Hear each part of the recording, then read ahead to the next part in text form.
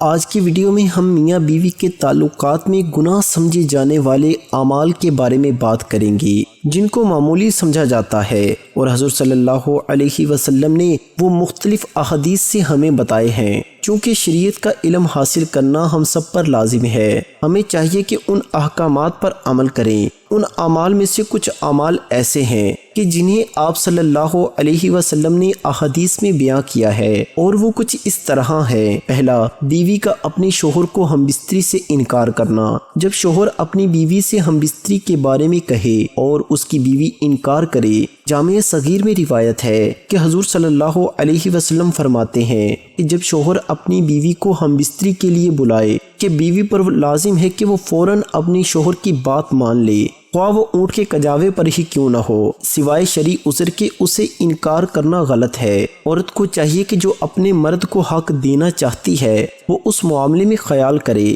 اور شوہر کی بات مانے، کیونکہ اگر وہ ایسا نہیں کرے گی اور بہانے بنائے گی تو پھر مرد اپنی خواہشات کو پورا کرنے کے لیے ادھر ادھر جھانکیں گے۔ صحیح بخاری کی حدیث ہے کہ جب مرد اپنی بیوی کو ہم بستری کے لیے بلائے اور عورت اسے انکار کر دے اور مرد عورت سے ناراضگی کی حالت میں سو جائے تو فرشتے ساری رات اس عورت پر لعنت بھیجتے ہیں۔ دوسرا، بنا کسی شرعی عذر کے عورت کا اپنے مرد سے طلاق کا مطالبہ کرنا۔ صحیح جامع صغیر کی روایت ہے کہ آپ صلی اللہ علیہ وسلم نے فرمایا، بغیر کسی عذر کے اپنے شوہر سے طلاق لینے والیاں، اپنے شوہر سے چھٹکارا حاصل کرنے والیاں اور گھر اجاڑنے والیاں اس امت کی منافق ہیں۔ دوسری روایت ہے کہ جس عورت نے بغیر کسی وجہ سے اپنے شوہر سے طلاق طلب کی اس پر جہنم واجب ہے اور جنت کی خوشبو سے محروم رہے گی۔ آج کل کی عورتیں چھوٹی چھوٹی باتوں پر شوہر سے جھگڑا کر کے طلاق کا مطالبہ کرتی ہیں۔ والدین کو چاہیے کہ انہیں سمجھائے کہ چھوٹی چھوٹی باتوں پر گھر اجاڑا نہیں جا سکتا۔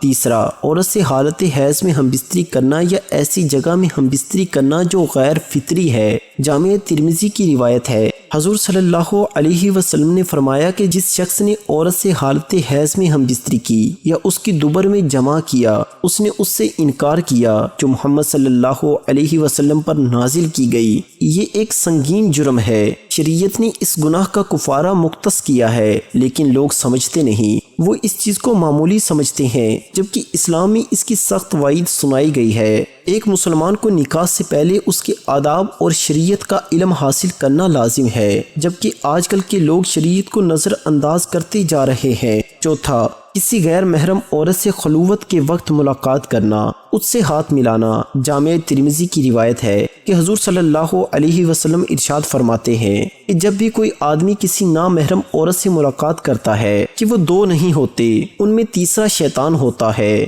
بارود اور آگ بھی مل کر بیٹھ سکتے ہیں بھلا، خواہ وہ کتنے ہی اچھے دوست کیوں نہ ہو، جب بھی آگ اور بارود ملیں گے دھماکہ ہی ہوگا۔ نامحرم عورت سے ہاتھ ملانا تو بہت دور، اسے چھونے سے بھی منع کیا گیا ہے۔ جامع ترمذی میں ہے، حضور صلی اللہ علیہ وسلم نے فرمایا کہ تم میں سے کسی شخص کا کیل لے کر اپنے سر میں ٹھونک لینا زیادہ بہتر ہے اس سے کہ وہ نامحرم عورت کو چھوئے۔ نامحرم عورت کو چھونے کا بھی حکم نہیں ہے، لیکن آج کل اسے کلچر سمجھ لیا گیا ہے۔ افسوس در افسوس۔